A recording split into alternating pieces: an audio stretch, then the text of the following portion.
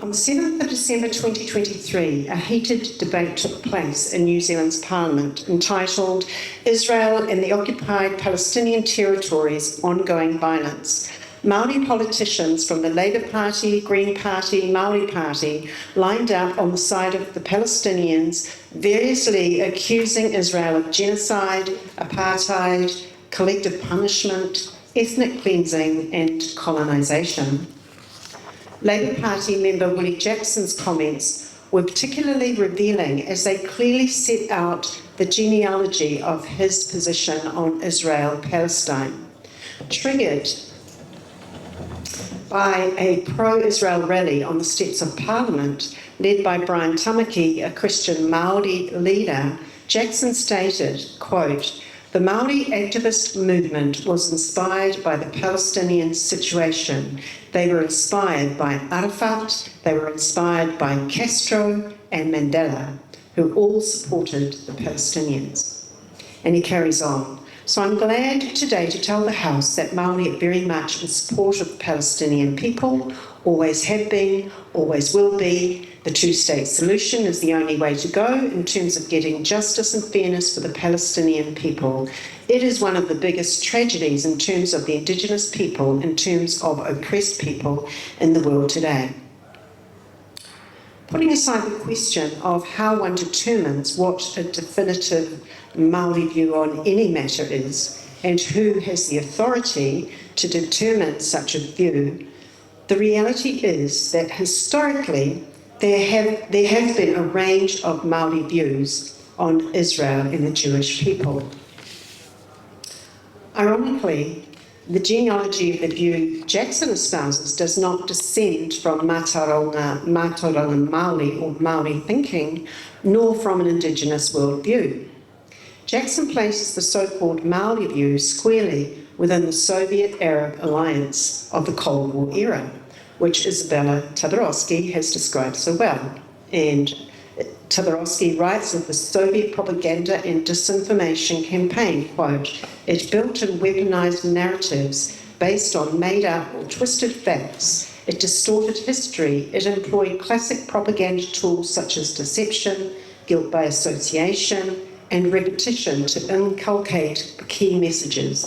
It shamelessly played on people's sentiments," end quote. The accusations of the Māori politicians in the aforementioned debate bear little resemblance to reality. They exemplify the way in which Jews and Israel often function as a symbol, a motif employed to serve a larger, unrelated situation or ideology. The actual living Jew or Israeli becomes entirely irrelevant. The Jew is dehumanized, resulting in a depiction of Israel or the Jewish people that is false, one that is antithetical to lived reality. Antisemitism is usually the outcome of this thinking and sometimes the precursor. The roots of the current pro-Palestinian perspective amongst some Māori can be traced to the activism of the 1970s, where young, urbanised and university-educated Māori found inspiration in the international black activist and Indigenous movements, such as the Black Panther Party and the American Indian movement. The Māori equivalent was a group called Ngā Tamatoa, meaning young warriors, which formed after a conference at the University of Auckland, organised by academic and historian Ranginui Walker. These passionate young Māori leaders sought to fight racism and confront injustice. They spearheaded the Māori language petition of 1972, which gained 30,000 signatures and prepared the way for the development of full immersion Māori language schools and the Māori Language Act of 1987, granting Te Reo Māori, the Māori language, official status in Aotearoa, New Zealand. Ngā Tamatoa also organised the 1975 Māori Land March. The group was the public face of a movement of rising political consciousness that connected with global decolonisation movements such as the anti-apartheid movement in South Africa. As indicated by Willie Jackson, the heroes of these young students were Nelson Mandela, Yasser Arafat and Fidel Castro.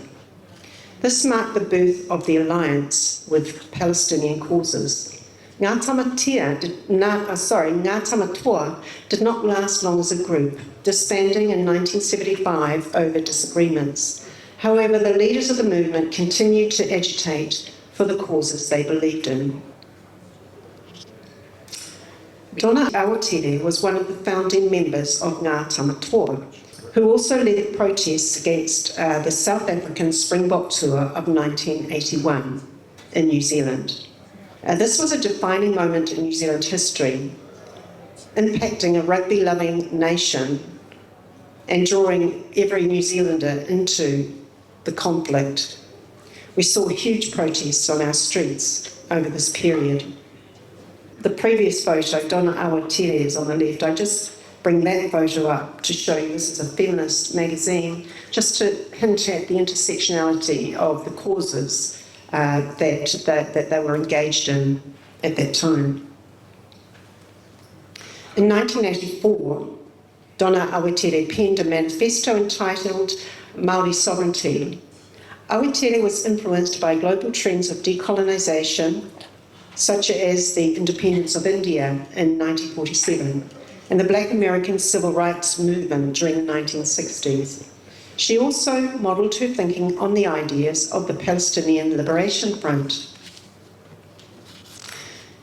In the Manawa Wahine seminar series of 2010, Awatere spoke of being invited to Cuba to the 20th anniversary of the storming of the Moncado bastion led by Fidel Castro and his group of revolutionaries. She and her colleagues went prepared with precious gifts to present to Castro, not knowing that they were invited along with 24,000 others. She quotes 24,000 others. I'm not sure how many actually were there. She explains that some of Castro's people had been killed fighting alongside the PLO, the Palestinian Liberation Organization, and they were brought back to Castro's palace. When the hearses came through, Awatere's friend performed a haka, a traditional Māori dance, stopping the traffic, and Awatere and her other companion did a karanga, a traditional Māori call. The group ended up in Fidel's castle and met one of the women hijackers, the last one remaining of the division of 40. Awatere stated, quote, "We had no idea, and it just made us feel that our struggle in New Zealand was quite minor in the big scheme of things, and that we were very fortunate." According to Laura Camo's 2010 thesis, Awatere made the connection with the PLO in Cuba and modelled her manifesto on the 1968 pamphlet, Strategy for the Liberation of Palestine.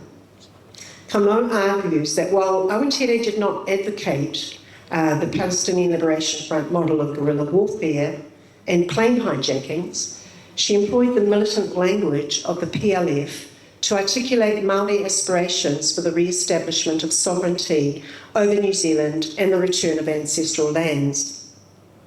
The PLO's strategy was to clearly define the enemy to the masses so that they may know the weaknesses and the strengths of their opponent. This founding document for the PLF articulated that our enemy in the battle is Israel, Zionism, world imperialism and Arab reaction. Awatere embraced this framework, replacing Israel with Pākehā, or European New Zealand, Zionism with Christianity, world imperialism with Britain, and Arab reaction with colonial Māori. These were the causes that Awatere sought as obstructions to the possibility of establishing New Zealand as a Māori nation-state. In addition to this stream of Soviet Arab influence, universities since the 1980s have become engulfed in post-colonial narratives that interpret the world in a simplistic Foucauldian framework of oppressor, oppressed, coloniser, colonised. This totalising and homogenising approach abuses and politicises history and denies Indigenous agency. Many Māori scholars and politicians have embraced these ideas, such as the current Māori Party leader, Debbie Ngārewa Paka, who has become a foremost proponent of Hamas talking points, even appearing on a video produced by Al Jazeera, the Qatar-funded media outlet known for its extreme anti-Israel bias. These anti-Israel streams within the Māori world have been birthed within Western academic frameworks and global political movements. They have not arisen organically within a Matauranga Māori or Indigenous worldview. It is beyond the scope of this short paper to explore these questions in depth, but we hope that this symposium will kickstart a movement to do just that. And I've heard this morning, I've only got this much time, and if I had more time, and so what I'm hearing is that we need bigger conferences with more time for people to explore these issues in more depth. We're just getting a kind of taster today, I think. The reality is that Māori have had a long relationship with Israel and the Jewish people dating back to the 1830s, when the first traders came to Aotearoa, New Zealand. Some Jews became embedded in the Māori world, forged close relationships and even intermarried. Today there are many Māori with a Jewish ancestor. In the 19th century, the concept that Māori were one of the lost tribes of Israel gained traction.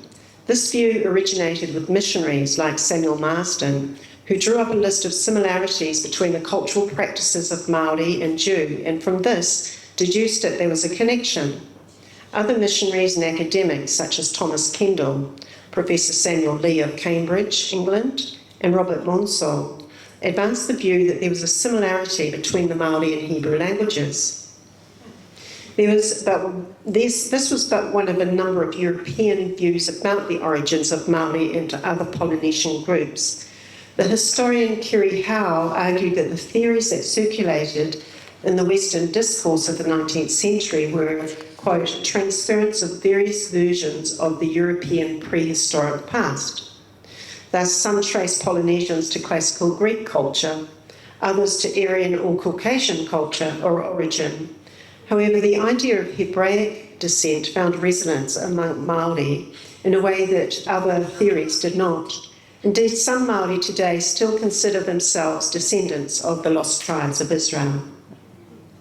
Many Māori identified with the marginalisation and suffering of the ancient Hebrews and came to see themselves as Israelites.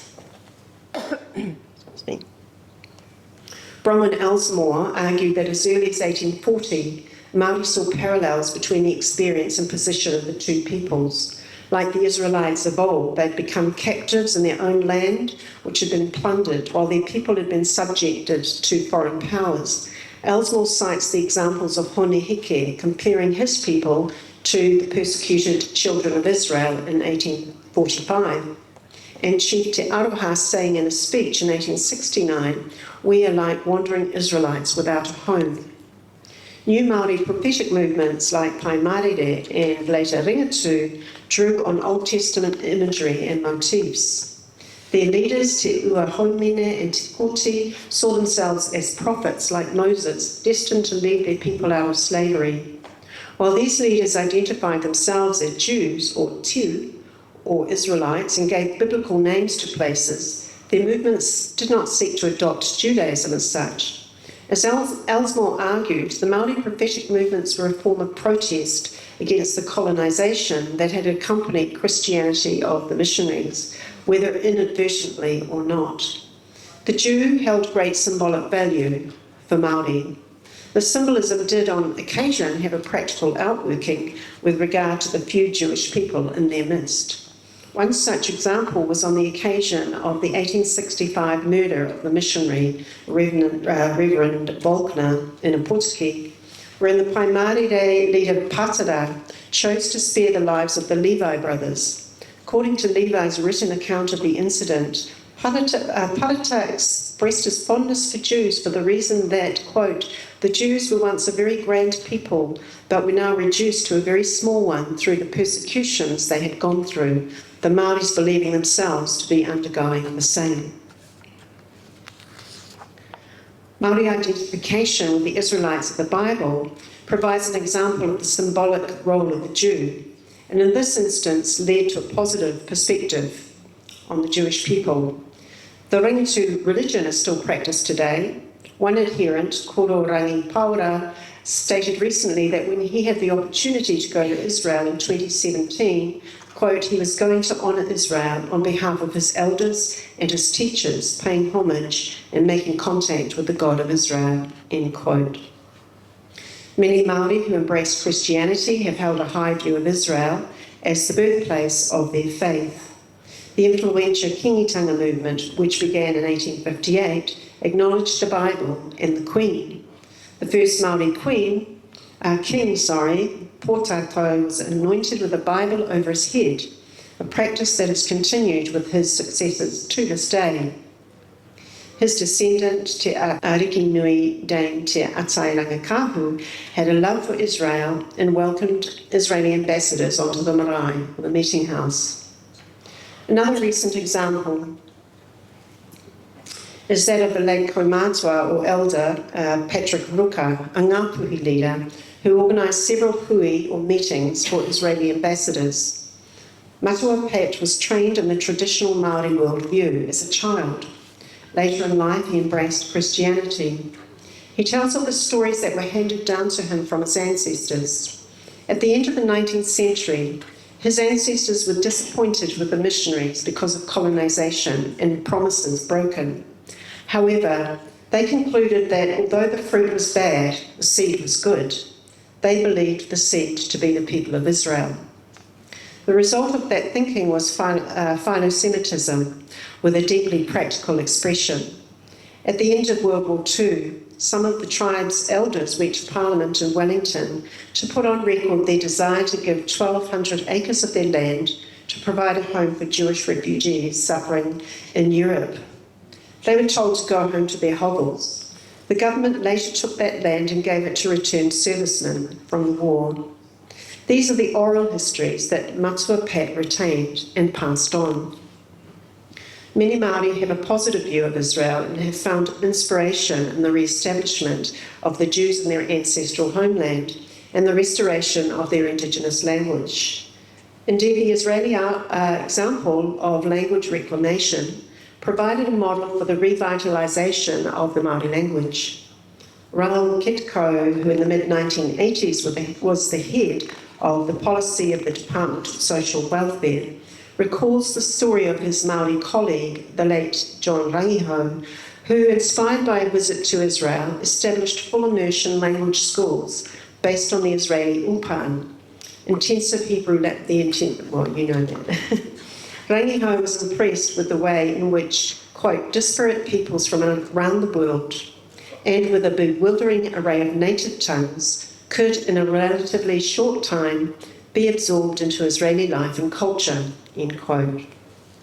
The Kohanga Reo movement, which is a preschool language full immersion movement, which began in the 1980s, has raised a new generation of Indigenous youth fluent and confident in their Māori language and culture.